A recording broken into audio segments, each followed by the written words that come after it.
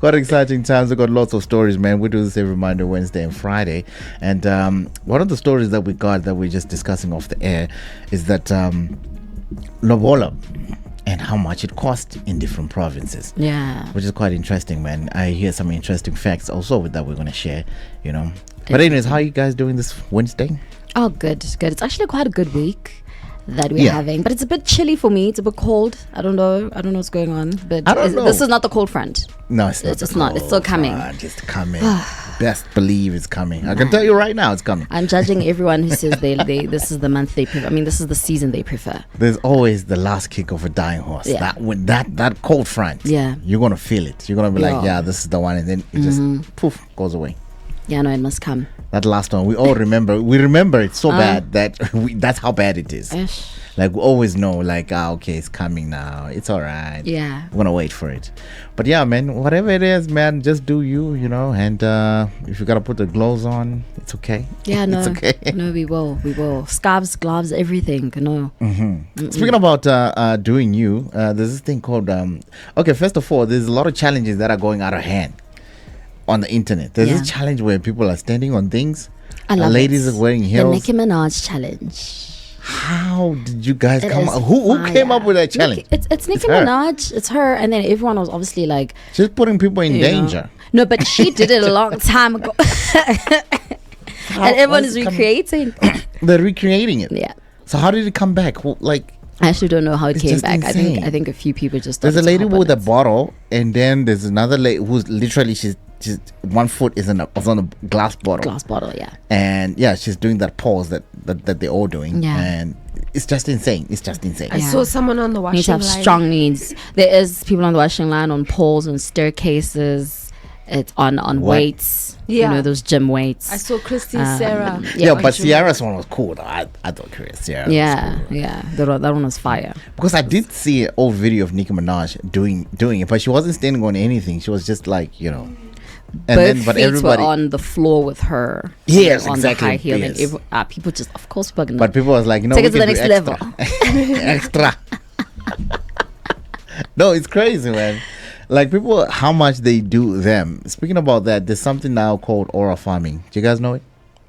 I know what aura is, like when you lose your aura. So now you farm it, right? So apparently aura farming is when you just do you don't care what anything that's happening. Is that what it means? Yeah, that's what it means. I had no idea. I mean, I understand the concept of aura, but that's a proper explanation. Exactly. So you farm it. So it's another trend that's coming up. And the headmaster of this is this kid from India, and he was doing this dance with the, you know. It's incredible. It's like he was doing him like.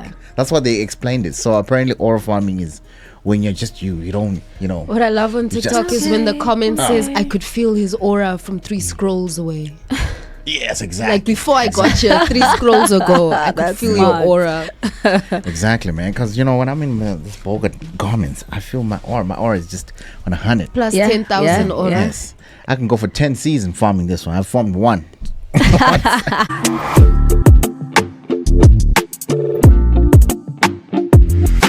Guys, so here's a question that got everyone buzzing. Now, is Lobola still a meaningful tradition, or has it become a very huge expense? Because some grooms are now paying over 80,000 or even 100,000 just to marry a woman they love. And they add gifts. And they add groceries. And the uncle transports. And just it's a full-on financial mission. Oh yeah, because people don't count the expenses it cost to go drop off that Lobola. They don't count and those are very expensive. People's sons are dying. So there's two things to this. First of all, I think it's just out of hand now, and I think people have just lost everything. Yeah, because it is, the currency is no longer what it was. It's not the They've same. Lost it. Yeah, yeah. And that's the first thing. And still being on the first thing, it's just that everybody is now turning it into a business. Okay. And to a thing that they've just lost the whole meaning of the whole culture. of what it is about. In fact, I got 3 things. But the second thing is that they say that you never finish it, and you're not supposed to. You're not supposed to, and I need to get some clarity on that as well. I think I'll give you. Yes. I stand to be corrected. Yeah, guys. they say you don't finish it. You're not supposed You're not supposed to finish it, and some families say you must finish it. I think it depends on the families. It depends on the families because according to what I witnessed with my mom and my dad, he was how he explained it is that he's not supposed to finish it because, maybe to go a bit deep about it is that like I can't finish you, like there actually isn't a price to you, so I can't really finish paying for you. And so it's something that where you just, I guess you keep on showing up, but hey, those with more intel can give us, they can give us more intel on the Bogart Radio app, guys. Don't forget to please download and share your views there, because honestly, guys, on more on the stats level, on national average, most Lobola negotiations actually fall between 25 to 50,000, even though, like I said, there are amounts of like 100,000 actually quite common in very affluent and urban, places. But I want to give you guys a province breakdown. Now, this is the one that shocked me. Yeah, okay. Gauteng is leading. Guys, leading. Yeah. Oh, it's leading. Oh, no. Gauteng is leading. We're we're not going to Gauteng. We're not marrying Gauteng anymore. It's done. Apparently, Gauteng is leading. It's expensive. It's expensive. On an average of 12 cows for roughly 82,000 rand. Hey, man. Yeah, followed by Limpopo, same stats. Actually, Limpopo is the one that's leading because Limpopo is saying around 85. So Limpopo and Gauteng, that's just where the stats are there. Then it's KZN on number 3, on average of 10 cows. So that's about 78. I don't know why in my head I thought KZN would be more expensive, because of just how far they take the whole, the whole thing of Lobola members and everything, memolo, like they do all of these things. Yeah, so I thought like there's a lot happening that side. Yes, I thought I'll review these stats, but I was under the impression that KZN would lead. But according to the stats I got here, it's Gauteng, it's Limpopo, it's KwaZulu-Natal, and then Northwest is next on 65,000. That's an average of 8 cows. 65. Yes. And then the last 3 provinces is actually Western Cape on an average of 5 cows. That's like 35,000 rand. Western Cape. And then Mpumalanga, of course, my home province, on 5 cows, 35,000. And then Northern Cape on 30, and that's 5 cows. It's official. We're going to Mpumalanga. Gentlemen, this Mpumalanga is what and we are Northern doing. Cape. That's Mpumalanga, Western Cape. No, you say Eastern Cape or Western Cape? Western Cape, Mpumalanga, and Northern Cape. Mpumalanga, yeah. Do you know what I told my partner the other day? Plug. I was like, please just lobola me with 1 cow and then buy me a G-Wagon. And he was like, what? Hey. I'm like, just get me 1 cow. The comparison. And then give me a I don't understand. I'm trying. Listen, I don't know. The matrix. The matrix of. Okay, cool. But anyway. But I think what the joke I'm trying to say here, guys, is that I personally do not see the hoo-ha over Lobola. And I've had this conversation with my parents before, where I was like, please don't be, killing someone's son here on 20 cows and 30 cows. What are we going to eat? Okay, it's where are we 5 going to cows live? and how much, more or less? 5 cows is estimating 30,000 rand. 30,000 rand. That's not bad. That's like 2 months worth of salary for those who are earning around the 15k range net. No, there are people earning roughly 15k per month net, not gross. Yeah, and then you live in Midrand, you got the GT. I say you got the Golf GT. Now I saw a guy. Guys. That's fair. I saw a guy, guys. Tell me your thoughts. I saw a guy.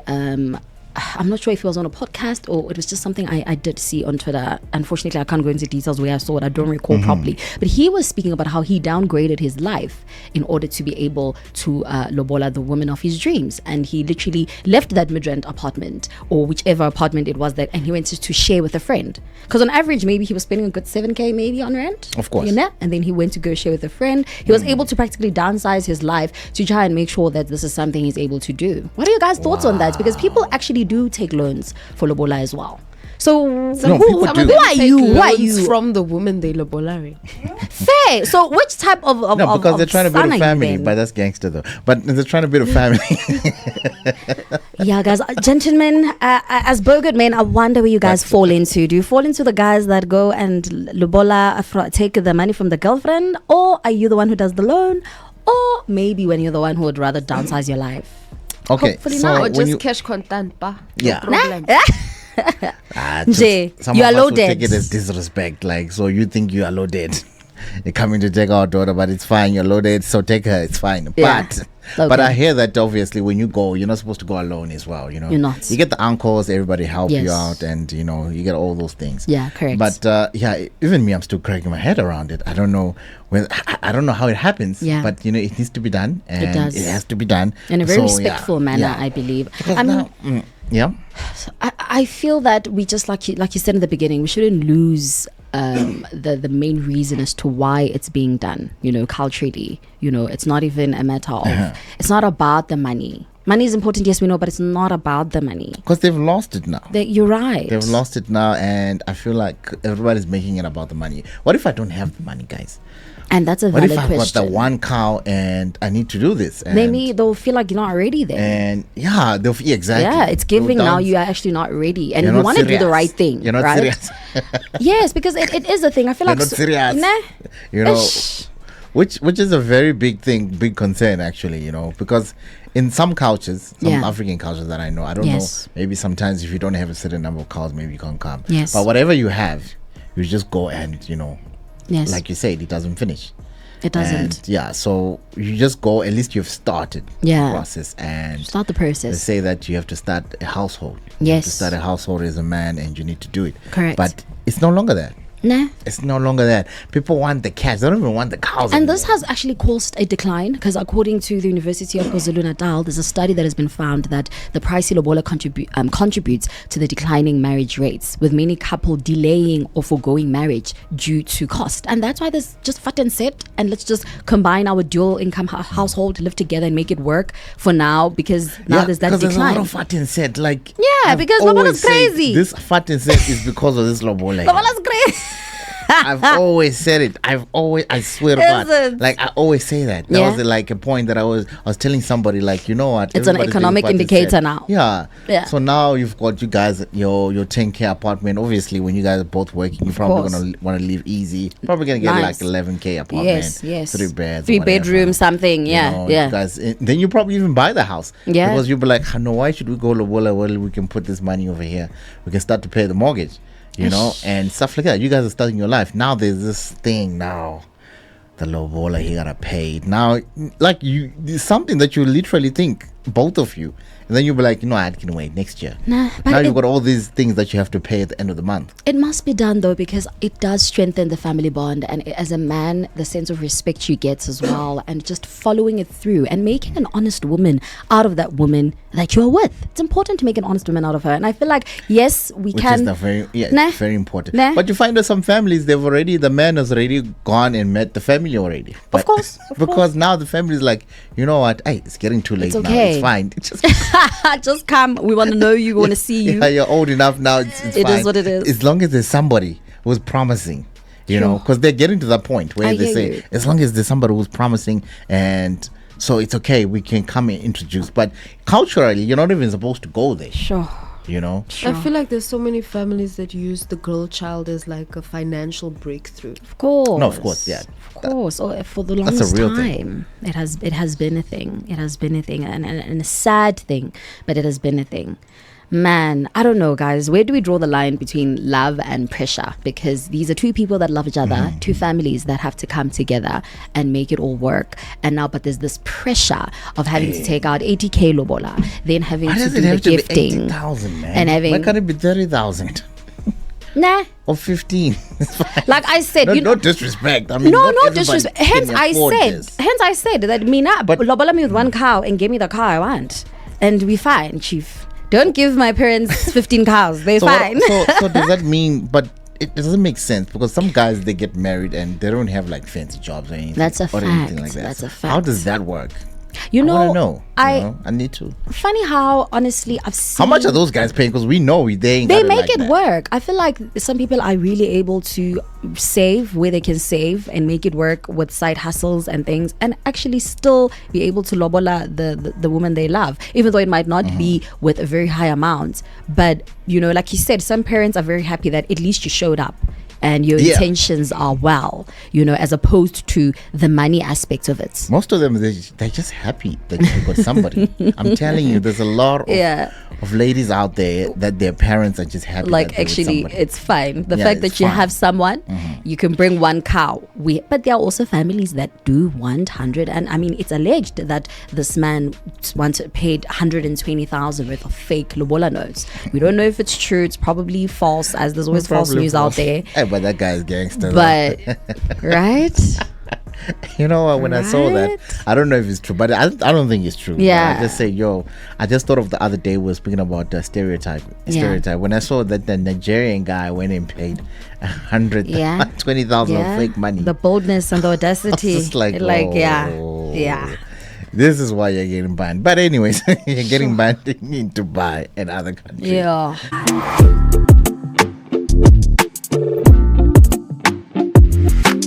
It's the Bogart Morning Show. The name Ronnie J. Dre's extraordinary DJ here with Cecily and Rom. We do this every Monday, Wednesday, and Friday. Right. We were speaking all things how Lobola is getting out of hand, and we did ask you to send us a message. What are your thoughts as well? I see a couple of people here send some message on the Bogart Radio app. They say, Lobola is getting out of hand. Okay, cool. The other one said, I love that kid. I think we're talking about the oral farming kid. The oral farming kid, yeah. Yeah, the oral farming kid as well. Oh, keep the messages coming, ladies and gentlemen. Has any of us here received Lobola, paid for Lobola, or paid the Lobola? Yo. Nobody. Hey, yeah. Hey, it's rough, Mos. What's happening in the studio? Hey. Oh, yes, one person. Yay! Okay.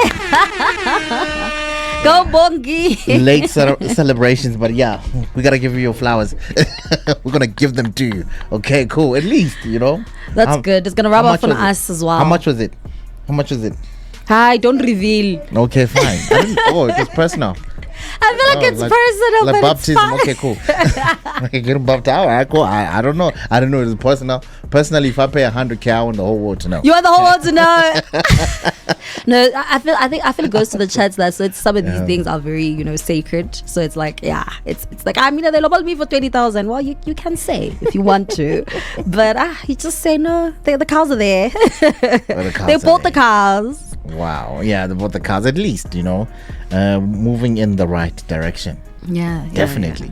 Yeah, man. So I don't know what your thoughts are on this Lobola situation, whether people are just doing it for money or it's just actual cultural practice. We don't know, but personally I think it's just went out of the bin for most people. Most people is like, I want to get married, and then they do this is the third point I actually wanted to emphasize on. Like, if people, they mustn't mix the Western cultures with our culture. I think that's where a lot of people they're missing it. I mean, it's been diluted. Now you have to have a white wedding. After the Lobola, then you go have a white wedding. It doesn't make sense. Just stick to one culture. It's like now you're Christian, then you're going to Muslim. It doesn't make sense.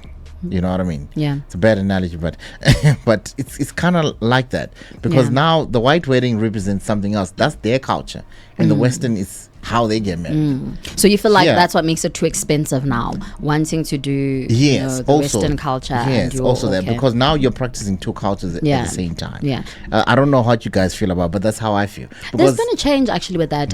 People are more following the traditional route more, and then I've noticed that with the white wedding, it's now things that's done years later, like a renewal of vows and more of an anniversary. So maybe that's a huge economic indicator as well, because with our parents, they were able to do the traditional, hey, the wedding lasted 3 days, chief.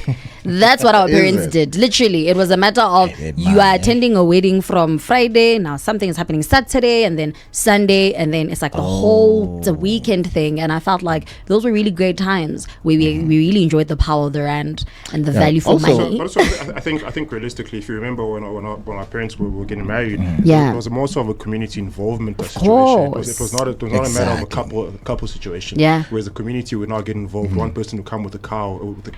Now it's not even a community thing. Now you're on your own. If you get married, you're inviting us to come in to eat your meat, to come in, drink your alcohol, and we are leaving. Now it's a destination weddings now. They're not even, they're running away from the community. It's like, I'm inviting you. Now you have to pay for it. It's no longer like coming to feeding people. So you guys feel like back in the day, communities used to chip in. Someone would come with like some vegetables, and someone would come. Oh, okay, that's nice. Definitely. I think that's how it works. But of course, also coming down to modern times where we're in law, customary marriages. Yeah. Now, once you go through that process legally, you guys are married. So the other process of going through a white wedding, I think it just comes down to the individuals. It is the individuals. The individuals' wants and the individuals' feasibility and financial feasibility to be able to have that white wedding.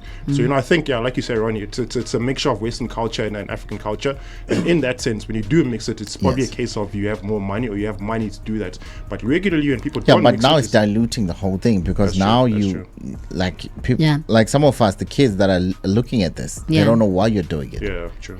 Maybe you might know, but some of us don't know. So now we're going to follow and say maybe it's supposed to be like that, the white wedding and that wedding. You're having 2 weddings. Let's just stop for it. It's 2 weddings, guys.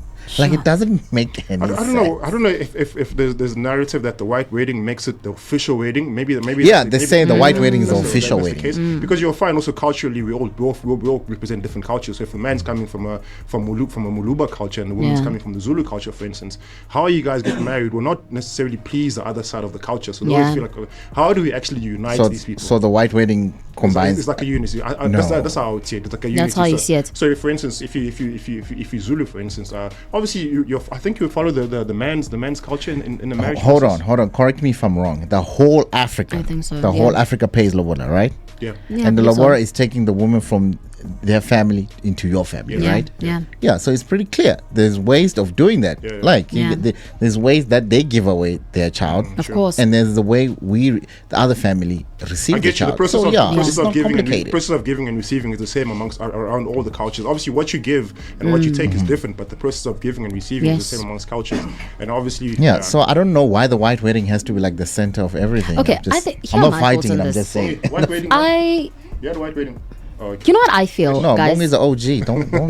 Don't. Yeah. Bong is the OG. I feel that traditional weddings and the traditional way of doing things is also pretty expensive. Even though, yes, I agree with the mixing the two with the white can obviously just take your budget to another level. But there's so much that actually gets done, from the gifting, from the lobola, from everything that happens, just following the tradition alone and making sure that it's done. You understand? Just following just the tradition alone plainly takes so much. Apparently nowadays it doesn't even start at Fulamlom, it started at the gate. No, you gotta pay now. There's a guy standing by the gate now. You gotta pay him to open the gate so that you can actually go inside. It's insane. I don't even think that was part of that now, but it's there now. I don't think it was part of back then. It was. Wow. It always has been. It's like it's always been there. It's just that obviously, like I say, a lot of things are economic indicators now, because obviously, like we said, some families are just out here wanting vulomlomo of a crazy bottle, others might just take that Hennessy and be happy. Now, the vulomlomo, I think traditionally it used to be more so of the giving. So you would give food, you would give drinks, whereas now you have to give money to open your mouth. So for those who don't obviously come with the fair. So fair. I think, like you said, money has become pretty much the stable in any marital status. The money has to be there. Either negotiation process, the marital process, money is always involved. I wonder who formed this thing. Sorry, I got weird questions. I always question myself, like, who started this thing? Bride prices have always been there, guys, and I started to be corrected, but even back, and not just with Africans, like even with Jews, a bride price is something that has always been there in different cultures all over the world. Sure. We obviously call it lobola and we have our own way of following it, but a bride price is something that has always been there. It's just that I obviously right now don't have the knowledge. I must actually dig deeper as to how they different cultures did it. But I guess we'll need to find the origin of this, of how it started, why it started, and why, like, for what. It's quite interesting, eh? Yeah, man, it is what it is. The Bogart Morning Show. This is Ronnie J. Driz, extraordinary DJ. When we come back, we're going to have more chats for you, and it's going to be an exciting one when we come back. Sorry, I got thrown off here. I got a message. Your AARTO infringement notice has not been collected. You know what? You must drive correctly. Don't just. I can't. Don't come after you. These ones. I can't. Hey. Don't just. Yeah, we need to go find out. Now that you get there, you feel there's a 50,000 there. Yeah. Hey, that's terrible. That would be terrible. Once you see that caravan. Hey, the caravan.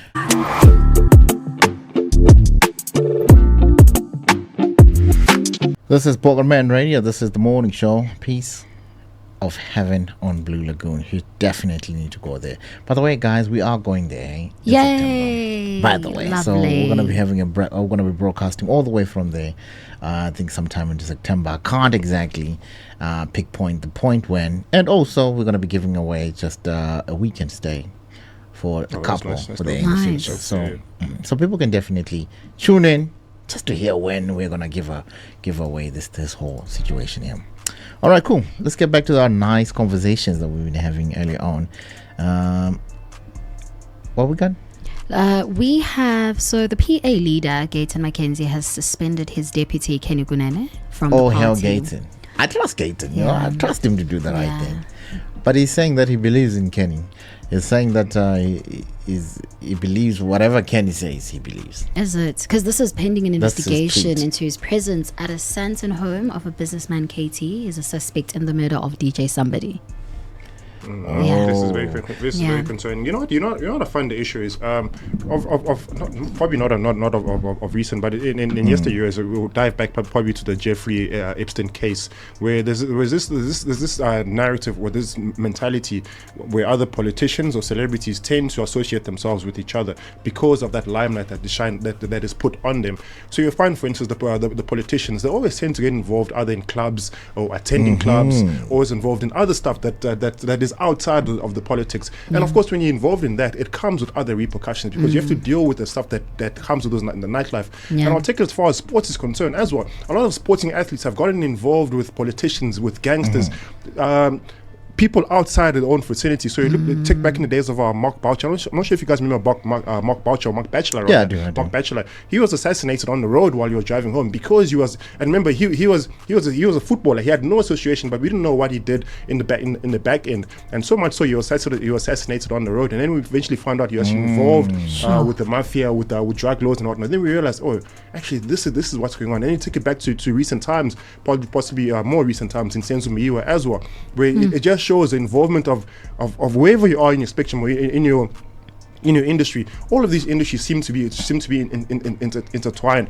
And if you go in as far as politics goes, it's a lot more concerning because now these are the politicians that we're meant to be looking out to protect in the country. Yeah. But here you are now. You're dealing with the socialites. You are dealing with slave queens, and we're seeing it in a different light. And we're thinking, but now, because I remember there was a time, not to blast his horn, but at Blacker and in Woodmead, we saw Kenny Kunene there quite a few times, and I'm sitting there, I'm thinking to myself, like, why is Kenny Kunene doing there? Aren't you supposed to be down in Joburg CBD? Making sure the traffic's flowing properly. There's no issues there. But here you are with your cognac and living your best life, while the country is still suffering. So, as a public, it causes deep questions where you think, actually, are these guys taking us seriously? There's something wrong. Something is going on here. I got a tweet from Gayton McKenzie this morning. He says that firstly, I believe Kenny 100%. I can't expect everyone to believe him. Hence, we are launching a full investigation to prove or what we know already known, which is that he is innocent. We will share the whole process and findings. Yeah, but Chief, now here I'm sitting in the corner of the road. There's a friend of mine that's smoking cannabis, and me, I don't smoke cannabis, and the cops come driving by, and like, Chief, why are you guys smoking cannabis? And I'm telling the cops, Chief, I'm not smoking cannabis, but I'm here with him. I'm smoking indirectly. I'm with him. The fact that he's smoking it, I'm already associated with him. Oh, that's how it works. So what happened? Yeah, guilty by association. I was about to actually say that. Let's actually talk about guilty by association, because in the world that we live in, your name can easily get dragged in the mud simply because you do not commit the murder or you do not commit the crime, but you were just in the wrong room, wrong photo, wrong time. And Kenny may have never done anything, but he definitely knows something. You can't be in that circle and not know what those guys are doing. Sure. So ever since this Mkwananzi came out, there's a lot of ties. A lot of things coming out. It's like the same people. Kat, Kenny. Also, like, all these people have been doing these gangsters. I'm going to call them gangsters. I think Kat is on to his fifth life now. Yeah, Kat, He's so what you did there? Because I know he can't survive anymore, man. 9 lives. Because it's coming out. Now I'm seeing, what's the name? Kelly Khumalo is also performed with the Bodyguard. So, like, everybody's just involved everywhere. Like, what's going on? No, it's deeply concerning because I think unfortunately that took Mkwanazi to come out to blow the whistle. It's unfortunate that had to happen, but in that there's a lot of fortune that comes from it, of course, because now we know literally everyone that's coming out is being either part of the Nkabi, being part of a mafia, being part of a syndicate. There's like literally ties that are linking every single person with each other. So they are the ones who were running this thing. They knew what happened. I mean, Everyone why knows. is Kelly performing with the bodyguard? I mean, if you say what you say is true, why are you performing with the bodyguard? Never mind that, Ronnie. She hasn't stood in court. She That hasn't means testified. She there's hasn't something said, that you know. nothing. She hasn't said, Sure. in this situation, this is where I was. This is That what I means was doing. you know something that's preventing you from preventing you from getting to court and saying it. Wow, it's I don't know, man. But anyways, DJ Sumbody, Senzo Mayiwa, AKA as well. I see it's ties somewhere somehow. There's ties in that as well. Scary Somewhere times there. we're living in. This is scary. But also the concerning. most scariest for me is the turnaround time for certain cases. Yeah. Yeah, You know, because of this. Yeah, you know, the Senzo Mayiwa case is taking Because of this. Take Because now 10 years. DJ Somebody's Yeah. cases took 3 years, bro. It's been taking so long. DJ Somebody's case didn't. There was a police minister that was speaking yesterday. She said the minute he was shot, we sent an investigating team to go find the weapon, to go find the perpetrators. They came back within an hour And with they already information. knew. Oh, so why wow. couldn't you send these same people to go find out AKA, to go find out Senzo Mayiwa? Yeah. Why Yes. couldn't they go?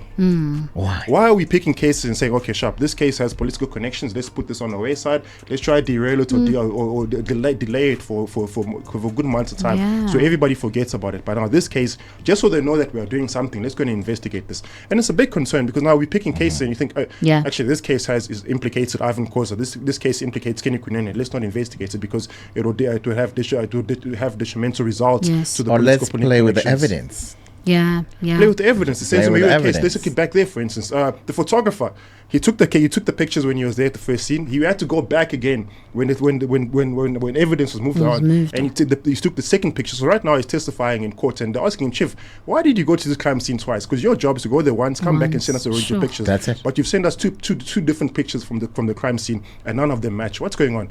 Chief is there sitting there laughing, and I'm like, how? You're in court and you're laughing. It's a serious matter. Someone's child lost their life because of I'm like, really?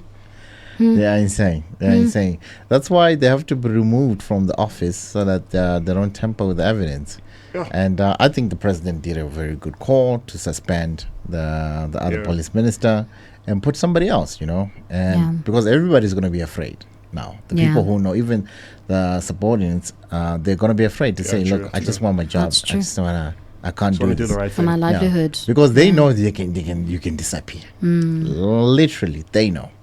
So it's quite heavy. I don't know. This is heavy. So now the tempering of evidence and being scared, because whistleblower, it's not easy to be a whistleblower, guys. I can tell you now. Yeah. It's not easy. And a lot of, even though there's a whole, I met this other lady one time. She works at the whistleblower. Apparently it's an association that just deals with the whistleblowers. To protect you. To protect you. Yeah, it's a whole thing. Like witness protection. Yeah. I think I should give her a call. She wanted to come on the show and speak about it. Yeah. But I don't know. I just, a lot happened and we forgot. But I think I need to reach out to her so that she can come in and also just spread the word of what they're doing in their organization in terms of like whistleblowing. Even in workplaces, whatever you see, maybe it might be sexual harassment or whatever that you see. If you whistleblow, they just protect you in a way. Yeah. And they give you money. Not to off rail. Oh, They do. Not to off rail, but there is any money. anonymous tip offs. In most workplaces and work environments, any anonymous tip offs that you give, they do have a reward for you. This is to encourage people to come forward because, sometimes you're like, I can see you doing wrong, but what's the point of me going through the drama? Affect me. Now I'm going to say this, then it's going to be that, then it's going to be my word against your word. So I guess sometimes they do put a price there where it's like, okay, you can win this or win a trip and just come forth with this information. And but we know that, this trip, where you should get it from. Why are you going away now? Busy now. Where you going, Chip? And thing has been fired. So now thing has been fired and you're going on a snitch. trip. Guys. Put two and two together, we find you. We'll definitely find you, man.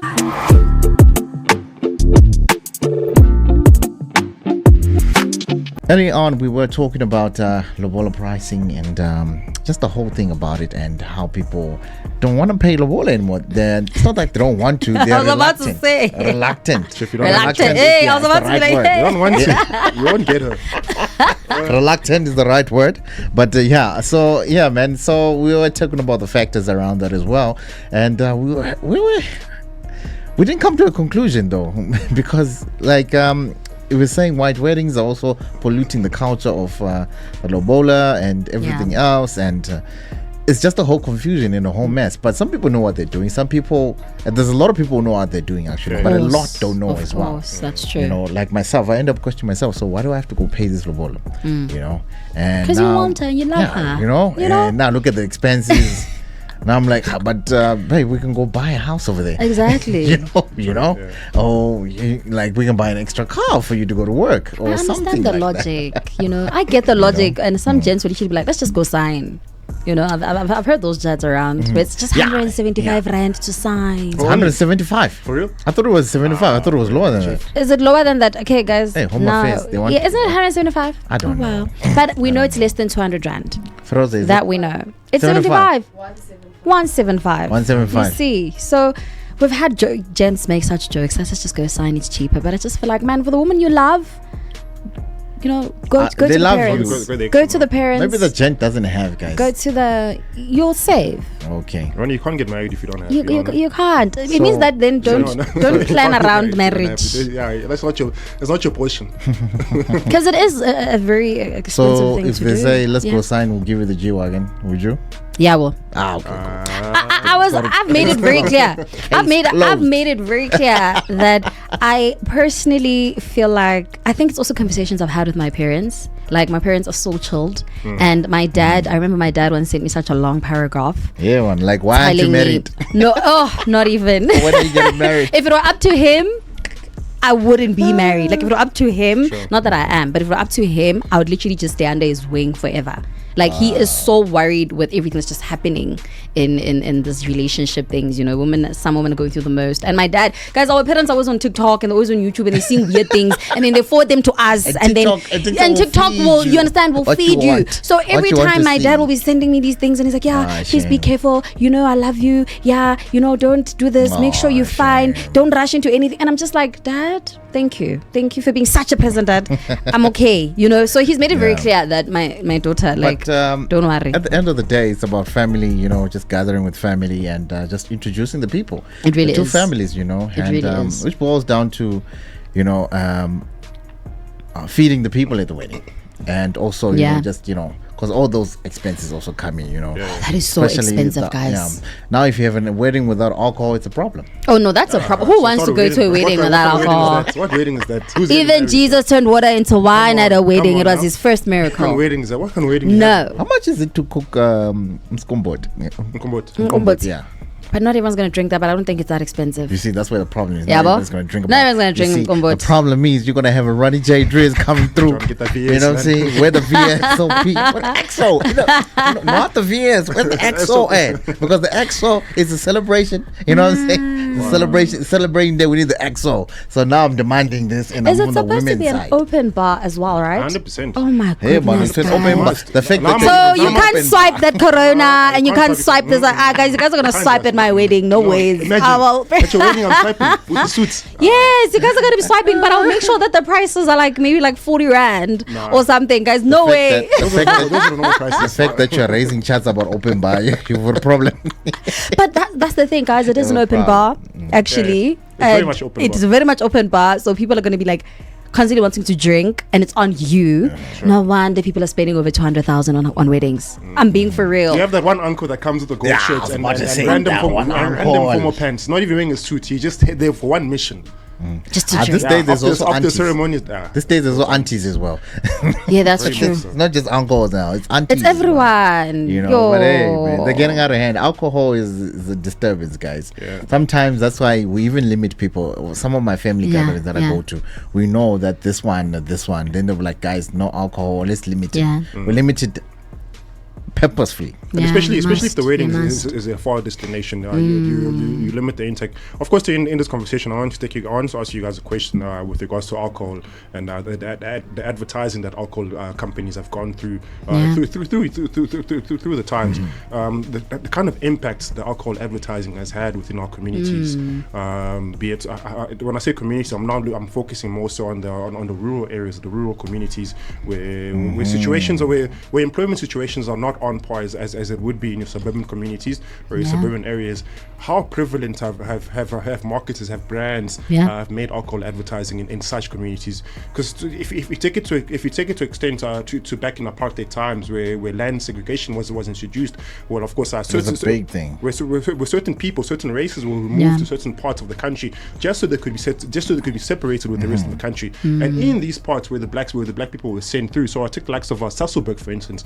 Sasolburg until right now is a community that is dying because of alcohol, and not so much because of the alcohol consumption, but where it started from with the alcohol advertising.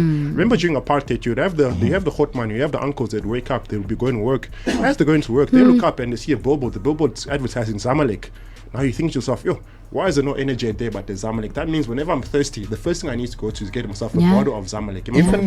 The worst is the ones that are not even going to work at that time. Because now you wake up and you think the first thing I need before I drink water. That billboard. The first thing before I drink water, before I brush my teeth, I need to have a taste of percentage in my mouth. The brown bottle is the problem, you know. This I wonder specifically in Soweto, how are the sales of the brown bottle back then and now? As to now, I don't think they've changed. Let's see. Do you guys think? I feel like they've probably. I don't think they've changed. They've changed much. But you know what's more interesting now is the advertising of liquor for women. Yes. You know how intense that has become recently. Oh, Ronnie, you can go into a liquor store. You're getting good of iced rope. Yeah. That's how. Isn't good enough. So they've realized. So guys, I'm telling you. No, there is. What? They're making it good. Alcohol brands realized. Okay, cool, fair enough. Men at some point, men were drinking. And how much is this? Sorry, before because the smaller one was insanely priced. I wonder how much. It's quite high. Okay, you can continue. Sorry, it just went through my mind. Traditionally, or maybe not traditionally, but in yesteryears, historically, alcohol was mainly advertised to men because they were the ones that were suffering from stress, anxiety, and other pressures that came from the lack of employment or from the stress you got from employment. So they said, okay, cool, let's give this to these men. So at least they don't have to worry about the stress we're putting on them at the 9 to 5 or at the 12-hour shift. They don't have to worry about that because alcohol is distracting from that. But now alcohol advertising has become more so of a social of a social element. How do we advertise alcohol so the person that's drinking does not feel like it's a taboo, does not feel as if, I'm drinking alcohol and someone's going to judge me. No, what do we do is we change the shape of the bottles, we change the color of the alcohol, we approach a different market. And who's that market? Women.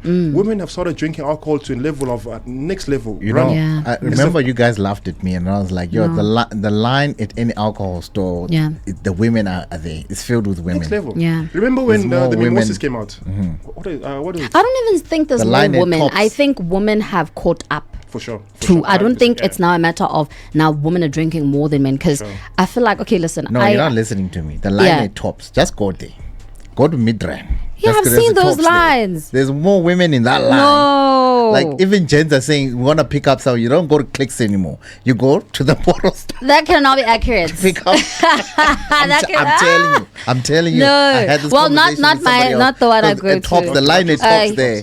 Even me, I'm gonna take pictures. Okay. I need proof of this. I see at Tops. I'm gonna get in. So they're picking up women at Tops. Yeah. There used to be Clicks. You get decent women there, but now. No, guys. Now it's no longer Clicks, you go to Tops. It's just the saying that I just heard people say more than once. But okay, well, let's continue the conversation. That is so interesting. That is so interesting. You don't notice it because maybe you're one of the ladies inside the queue. I'll be very honest, Chief. I enjoy. Or maybe you don't visit Tops at all. No, I do. I do. I visit the Tops. I enjoy a drink. I enjoy a Friday night out, lunch with the girls, a mimosa. But however, I believe that I've been very fortunate to grow up in environments where my mom always overemphasized that, too much of anything is not good for you. Of anything. My mom was always made sure that she really drilled that within me. And I think that is something that you just need to introspect. If you're doing too much of anything, especially when it comes to alcohol, I think we all know that we've noticed. Like you said, the advertising is getting out of hand. It's everywhere. Social media, TV, events, billboards. And it's not just an ad now. Now it's a lifestyle. Yeah, now it's a way to celebrate life. If you don't have a drink, you're not celebrating. You're not having fun. Touching on weddings. It's not a wedding without alcohol. It's even being advertised on podcasts now. You understand? No It's everywhere. No you pun know? intended.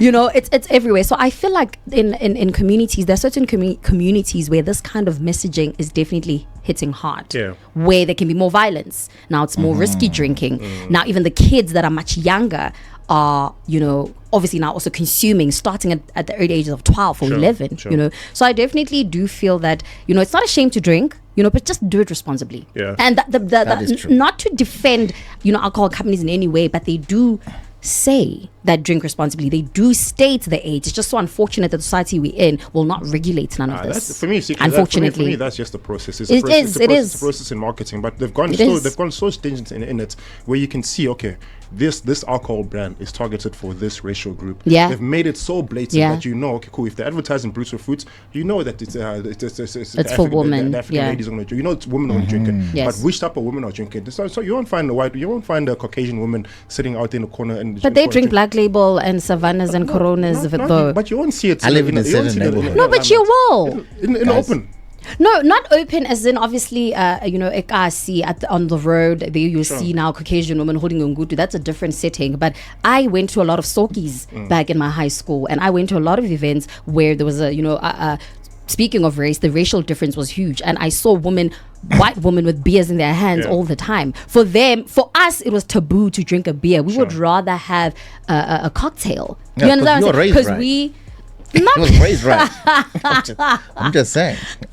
Not that. I don't like even the other, think. no, I'm just saying. I think it's just a preference thing because you're raised right in terms of it being a taboo. I'm just saying. Yeah. Fair. God bless you, and bless your parents as well. But you know, my point is that alcohol brands. So I'll name them. I'll name them now. For instance, I've seen quite a few adverts with Boots of Fruit, and the influencers that Boots of Fruit go for, they're generally black ladies that they get as influencers because they know our greatest consumers are these are our consumers. Correct. So how do we sell them? Which influencer do we use to portray the lifestyle of this alcohol brand to these people? So that they find, obviously you'll find your wine and the likes. It'll be advertised to a certain group, because they know, okay, this group can afford this. How do we get this group of African women to consume this beverage without feeling as if, hey, they're going to judge me? No, you give them a fancy bottle. You shape the bottle in a way they feel as if, no, this bottle actually looks nice. I don't mind holding this bottle in public and drinking from it. It becomes okay. So now you feel like, okay, actually, it's not much of a problem to drink the alcohol. Whereas in yesteryears, you get your bottle and you think, let me put this thing in a cup because I don't want them to see me drinking it. Right now, it's okay. You know. Also, to take it as far as our sports is concerned, we had Junior Kanye here not too long ago, and he was speaking about the impact that alcohol had on him as a sports person. Whereas he would go to Naturena in the Kaizer Chiefs camp. He would be there for about a week or so. Then after he would be full concentration in terms of what's going on in the football fraternity. After he leaves that Naturena, he goes back to his community.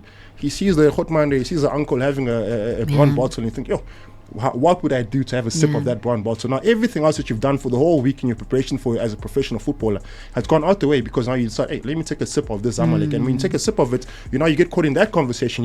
All the conversation you had from football related is now forgotten. Now you're having conversation. You have societal conversation. Now you must go back to your team again with that mentality from your community. Go back in there, and the other players that are focused on other thing. Now you tell them, hey, you won't believe what I did yesterday. You won't believe who I was drinking with yesterday. And this is only Junior Kanye. Now we bring it to recent times. Sipo Mbule, who had alcohol, who had an alcohol problem. The alcohol problem was not because he was in the Sundowns camp or because he was in the Kunene camp. No, he would leave those camps. He would go back to his camp in his community. He has friends that don't play football. He has friends that are not professionals, and those friends are working. When they work, they get money. And you go get a bottle of VS, of VS. What's that, VS or VSO? I need to get that bottle. And people sitting there and think, hey, actually, I don't have training for the next 2 days. What do I need to do right now? My friends are having a good time. Let me have a good time with them. Let me not drink the alcohol. Then you have one sip. One sip becomes 5 sips. Before you know it, you don't make training the next day. Now you're looking at you and thinking, about Super Master Chef. We looked at you as if the catalyst for this team. Now you're letting us down because of the alcohol. But we don't understand that the alcohol that he's consuming is not necessarily his fault. It's coming from the community and the people that he's surrounded by. And sometimes peer pressure takes the bed off any man. It does, you can be the most responsible, accountable man out there. But once you succumb to peer pressure, and it's a peer pressure that's out of your original environment. So for instance, if you're a footballer, you're comfortable in your footballing environment. Once you leave that environment and you get into another environment, you realize, hey, actually, it's like I'm 90 lap, but it's actually nice, you know. Let me live a little. Let me enjoy my life. Yeah, let me enjoy my life. Yeah, but it's always like that, you know? man. So alcohol has had really, I think, hectic impacts on our alcohol advertising, rather. Hectic impacts on our we're gonna continue these conversations, but let's just head over to sports because alcohol is it's that one is a long conversation. It's a long conversation. So many points, so many things to add on. But those who are consuming, guys, continue to drink responsibly, please. Do not drink and drive as well. Make sure that you are watching the minors and the young ones, because that can also be getting out of hand. And it's a bad example for the young ones as well. And they're drinking these days. Yeah, I think that's where that's my biggest concern, because I feel like I was fortunate enough to be raised in an environment where I feel like I had my first sip like when I was 22. You understand? That's what I'm saying. Like the environment I was in, I was fortunate. Like she was raised right. Like you guys. My parents thing.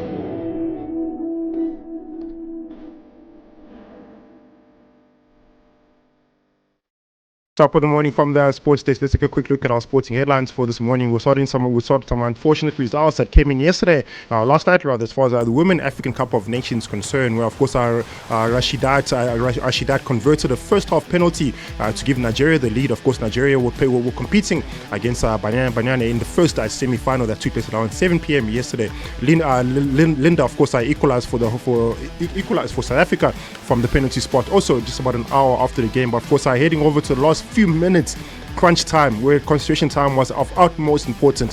Banyana just blew it. Of course, Michelle Alozi struck deep into added time to clinch a 2-1 victory over South Africa. Of course, what this means for Nigeria is that they now advance to the finals and keep the dream alive for a record-extending 10th title. Of course, there was another semi-final that took place yesterday. Of course, I saw Morocco, host nations, taking on Ghana. That game finished in the lottery of penalty. They started off with Stella Nyamaike. Of course, who gave Ghana an early lead in the 26th minutes. Just after that, of course, Sakina Ozwari equalized for Morocco in the 55th minute. After extra time, the match was decided through the lottery of penalties, where of course Morocco came out with a 4-2 victory in that encounter. What this means for Morocco is that they will now face Nigeria in Sunday's final that takes place in Rabat. Of course, this is Morocco's second consecutive WAFCON final appearance. Hopefully, they come out victorious and pretty much try derail that Nigerian Stimela. As things stand, Nigeria are chasing the 11th title as far as the Women African Cup of Nations is concerned.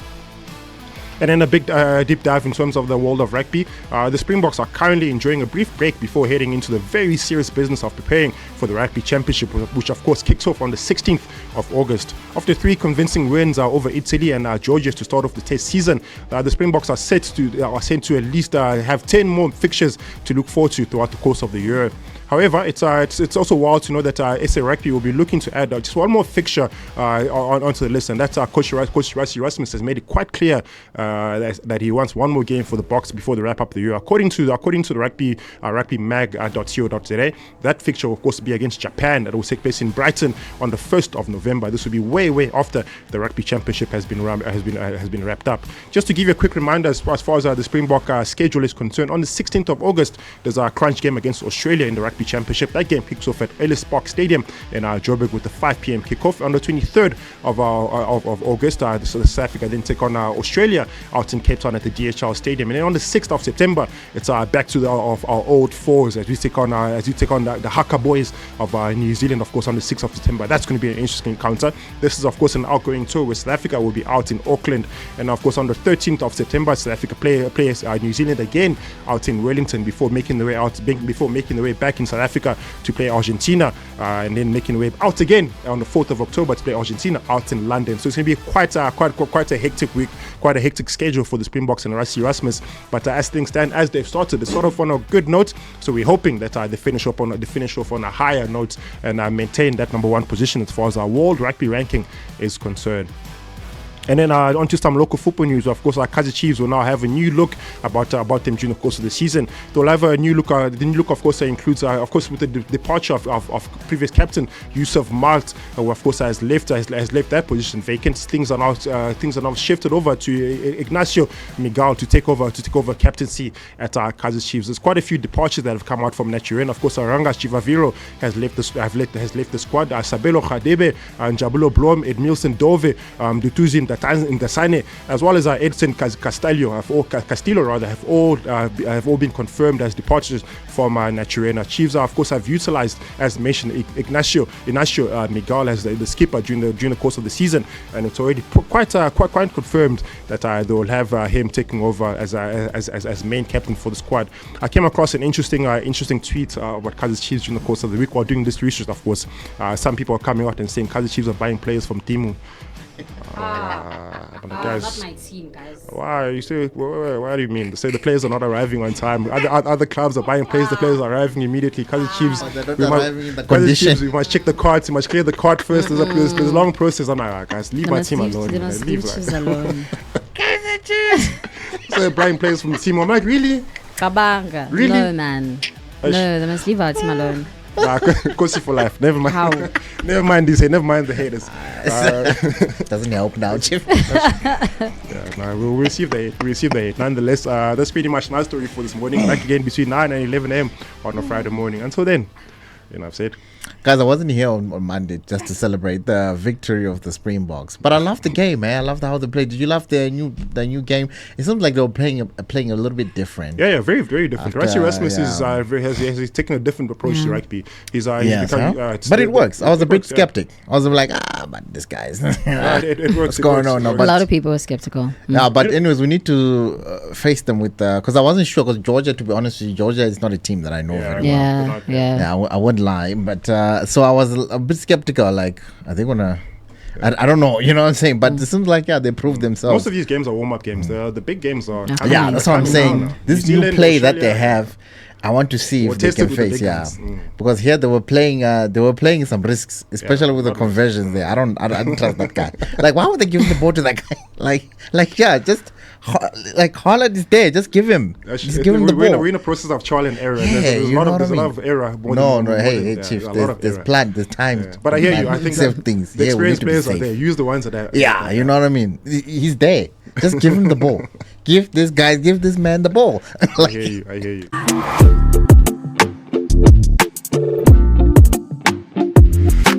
Shout out to Time Gin as well, just to put them on as well. Time Gin. The only gin you need. Yes, time stops. When you drink this. You spoke about Bogart mix sessions. We got one coming this week, Friday. Sunday. Yes. Getting excited. On the 27. Yes. 27 Hush Money. Please do come through here. I'm trying to get the dress here. You know what the dress is? It's on the factory on Grant, which is just on Grant Avenue, but just by Norwood, you will not miss it. In fact, when you get on Grant Avenue, you will know where to go. Immediately, they will just point you, go up there. That's where it's happening. But I think we're looking forward to quite a fantastic event. Of course, our very own Sikle will be there. Of course, we will be there as well, with a bunch of other celebrities and just people out there trying to have fun on a Sunday afternoon. It's also for around 1 o'clock at Hush Money out in our factory in Grant. Yeah, man, we're gonna have a couple of celebrities, your favorites, also coming through, man. Likes of Tyrone as well. The guys from the Echoes of the City. Yeah. The Pindi also is gonna be there, man, and a couple of our friends as well, and your friends, and my friends, previous housemates will be there as well. My friends. Oh. Yeah, it's gonna be a jump. It's gonna be a jump. It's gonna be very nice. It's gonna be a boiler room setup as well. What are you wearing? Wearing all black? It's all black. It's all black. Hey, man in black. You guys it's all black. It's all black. But I'm looking forward to that. I haven't been out in quite some time, so this would be a good reason for me to go out. And what's quite importantly, it's literally 2 minutes from my apartment. Oh, nice. So I can engage in the beverage. Nicely. I can engage in those things. Nah.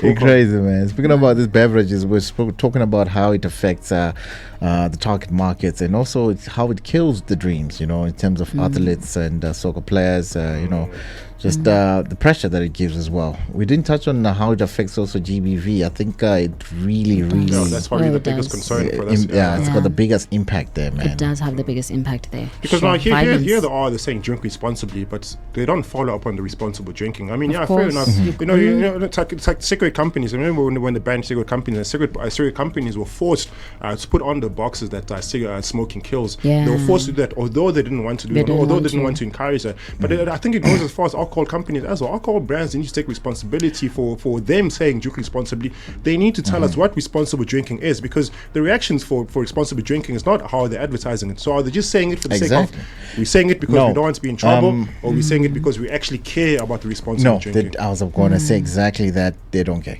They don't care. It's just the law that they have to put that there. But now we, as a country, we cry about GBV. I mean, GBV, we can't. I'm not blaming alcohol. But also they, to an extent, they care to say don't drink too much. Like she said, anything too much of anything is bad.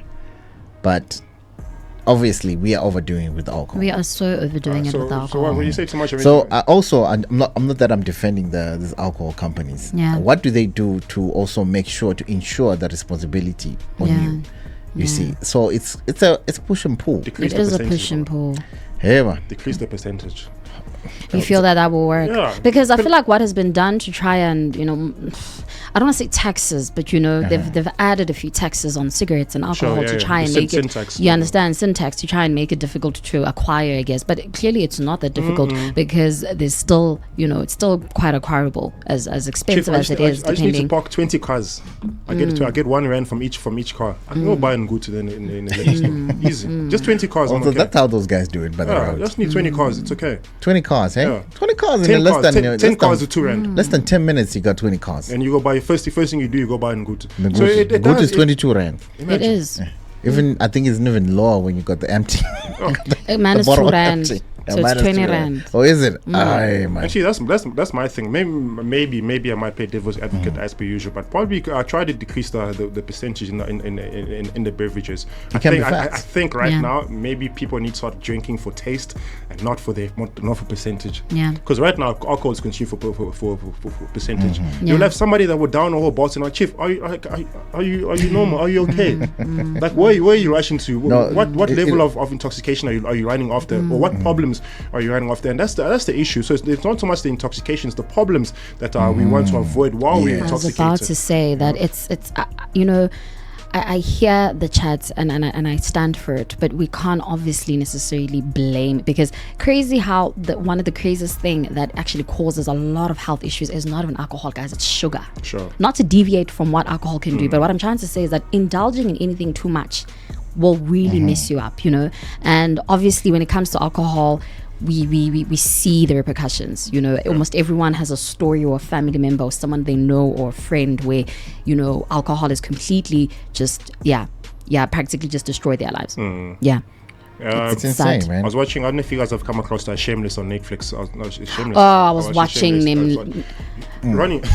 Shameless is so bad. It's so bad. It's so bad. It's aspects of real life. This gentleman, Gallagher, he consumed alcohol so much that to a certain extent he started vomiting blood. So the doctors advised him and said, Chief, actually you are killing yourself. You need to stop this. You know what he did? What did he do? He got a drip. They said you can't consume alcohol through your mouth. He got the drip. He got a drip. That's not the worst thing. You know what he did? He got a bottle of cognac. He started pouring it in his eyes, through his eyes, just so he can get into his system. And that's how that's a small example of what? For intoxication. He wants percentage in his body, and it's due to so many things. When you actually watch the series, it was recently added on Netflix. There's so many issues connected. So many issues connected. Family, divorce. There's so many things that lead to it. And for him to get away from all of these things, what he needs to do, I need to drink. I'll forget about all my problems and I'll sleep. The next time I wake up, when I see reality has checked in, I go back. I clock the bottle again. See, that's where the problem is there. Yeah. So that's why I was saying it's also not entirely the company's fault. It's not alcohol. You can't blame the companies. You can't blame alcohol. They've told you. All the companies, you know what I mean? Even Coke is very bad for you. But them, they don't write it on the bottle, but they're the number one. I think they even cause more damage than. No, but see, there are repercussions for this. And for instance, Coke in America, they've been encouraged, or rather, it's by law they're forced to use actual cane and not use preservatives anymore because of the impacts of the fake preservatives they're using in there. Yeah. So they've made changes. Oh, but I love Coke, guys. I'm sorry. It's one of those things in life where I'm like, I literally bought a 2 liter yesterday. Oh my goodness. No, guys, I'm sorry. Like, Are you one of those people? No, I am. Not that now I'm going to drink a 2-liter every day or something. No, It's but okay. a meal without Coke for me is so weird. It's like, Really? I'm being for real. It's like when I'm having my meal, I want to have a Coke, and I know I'm speaking for so many people out there. And I remember we even said we actually made a joke with my partner. We were like, "What did they put in Coke? Why are we so addicted?" But that's why I think it's the advertising. Coke, it is addictive. It is addictive though. Like, why are we so addicted to Coke? What did they put? Because you will drink something else, and then you're like, I want Coke. Even on TV, when you just see the red, anything red on TV, you become thirsty immediately. And when you see that Coke in the you're back, like, I've got a conspiracy that I just heard. I also heard it. Yeah. Like, the Father Christmas, Santa, it was invented by Coke, the company Coke. Oh yeah.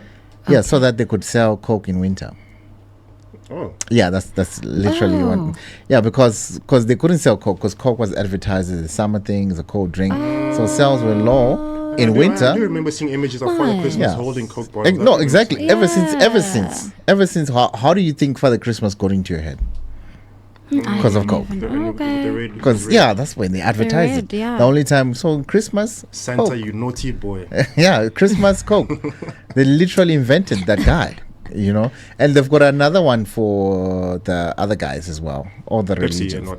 No, all the religions. No, Coke. Hey, these guys, they're in the boardroom. They're thinking they're getting paid well. So they're getting paid for. Yes, no, they've got another, like for the Muslims, I think they got another center there for their holidays, as well. So all the religions they've got so that they can sell the Coke. Sure. It's insane, eh? It's insane. It's like no. It's a theory. I don't know. It's a theory. Not okay. No, those guys are strong. Yeah, those guys. They got like hard walls over everything. Like yeah. Not this side. Nah, I know that. Yeah, I think I need to convert to that. Actually, just like that, breakfast is served. Good morning.